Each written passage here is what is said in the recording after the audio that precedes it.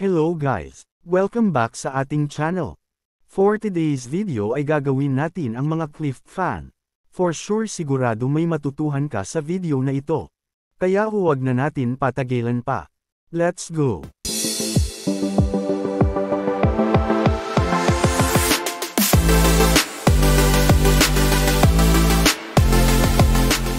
Dito ay susubukan ko plug itong violet na cliff fan. Sinubukan ko na on and off pero di talaga gumagana.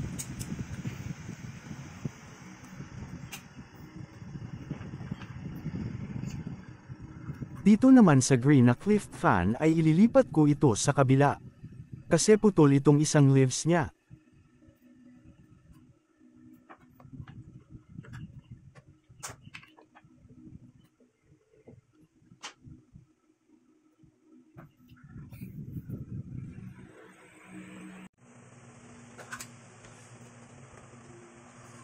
Kung bago ka pa lang sa channel ko ay huwag kalimutan pindutin ang like and subscribe button. Para updated ka sa mga susunod na video.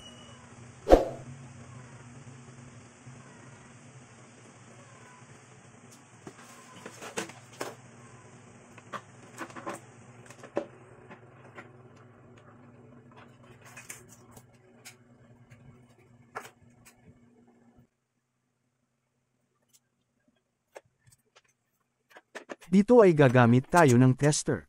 At ilagay sa times 10. At ikukumpara natin sa gumagana at hindi gumagana. Kita dito na walang palo ang violet fan kahit anong on and off gawin ko.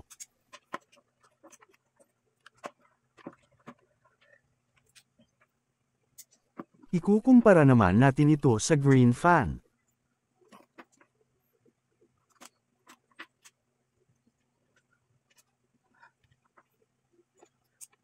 At dito ay may palo.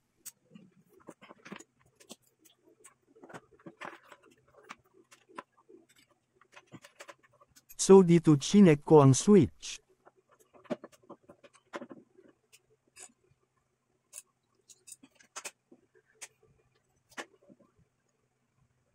At dito nalaman ko agad ang sira. Putol ang wire. Ang remedyo dito ay solder ulit. At ibalik sa pwesto. Kaya nasira ito ay dahil nahihila. So iwasan natin nahihila ang mga wire.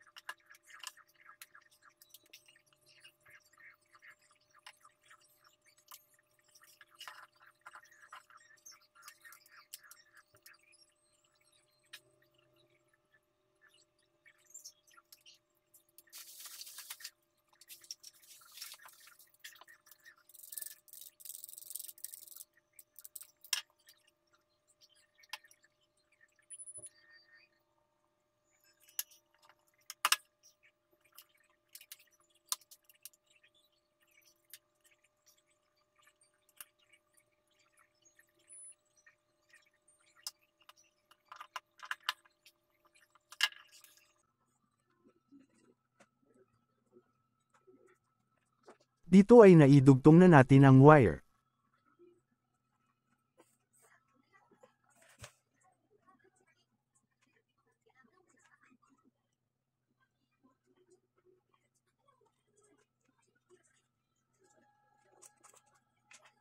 So ibabalik na lang natin ang kaha ng switch.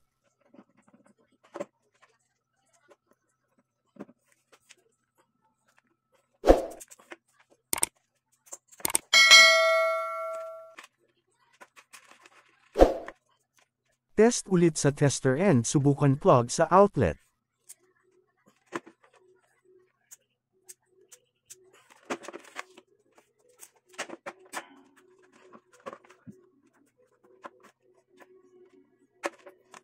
At gumana, so dito nakagawa na tayo ng isa.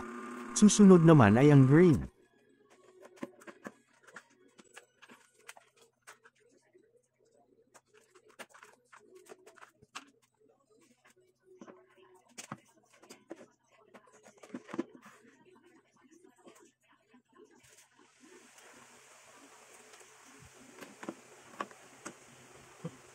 Dito sa green, pag open ko pa lang ay meron ng hindi tama. Napansin ko na palipit ang wire nito at kaya naputol.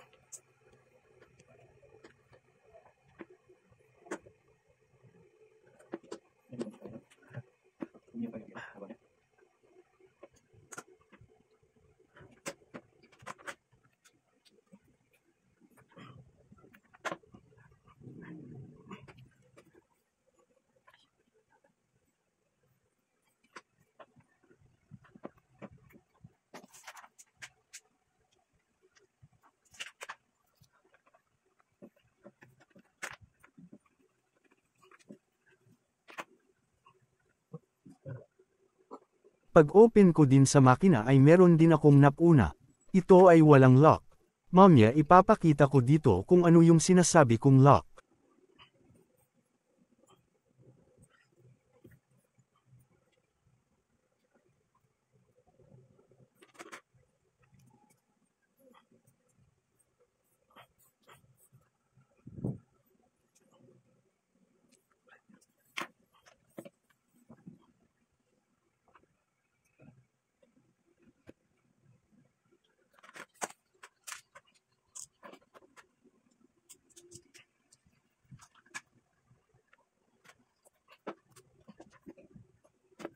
Bubuksan natin yung isang green fan para may idea kayo sa sinasabi kong lock.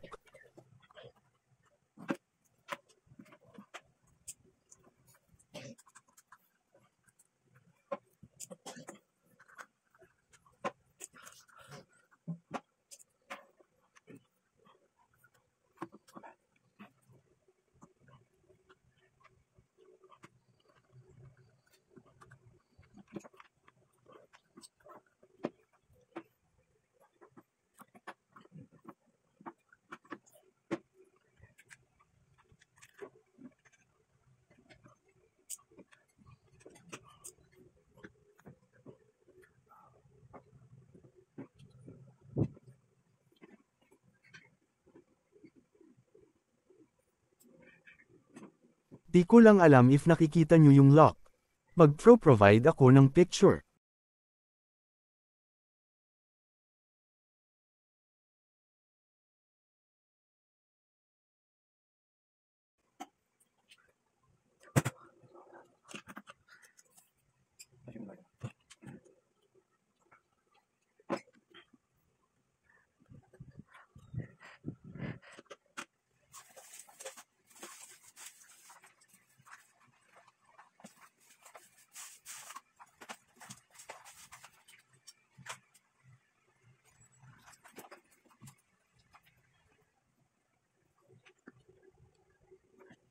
Para maalis ang lock, need natin gumamit ng tweezer.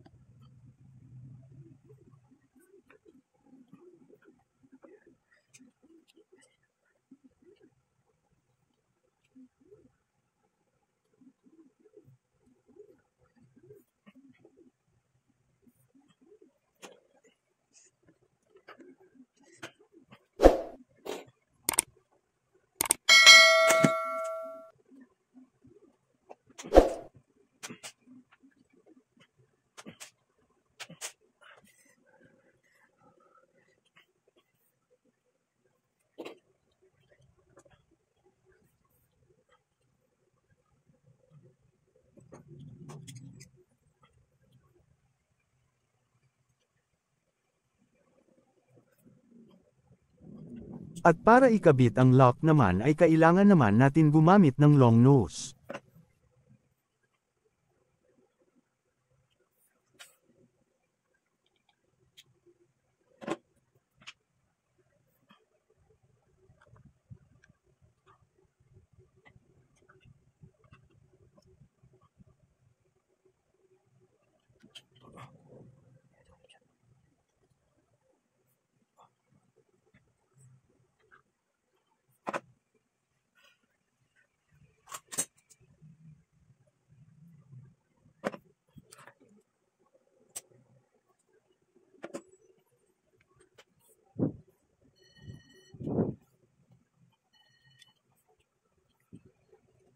Dito na ipaliwanag ko na ang pagtanggal at pagkabit ng lock.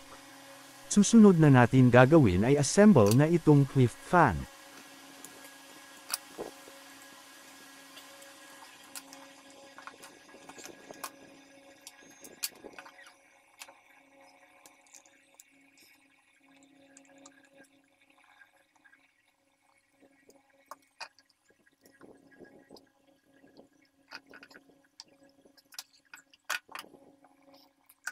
Dito ay may nakikita kayong alambre. Kailangan natin ipasok ito sa butas. At tuloy na tayo sa pag-assemble. Share ko din pala meron na akong ginawang cliff fan noon. Maingay talaga ito. Pag-check ko ay naalis yung dikit ng magnet niya. Ang ginawa ko ay, linagyan ko ng rugby. At naging okay na.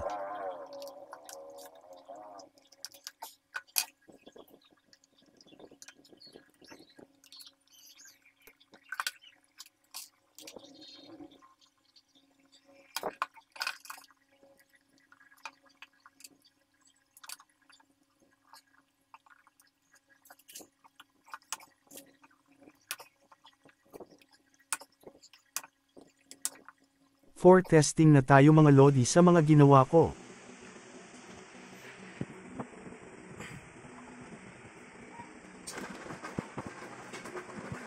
Ayan, gumagana na. Madali lang naman ito gawin. Pabala din pala sa mga gumagamit ng fan na ito. Kailangan din patayin kung hindi naman ginagamit. Kasi umiinit din ang makina nito at baka ito pa ang pag-start ng sunog sa inyo. Sana ay meron kayong napulutan aral dito. Please hit the like and subscribe button. Para sa mga updated video na ginagawa ko. Hanggang sa muli.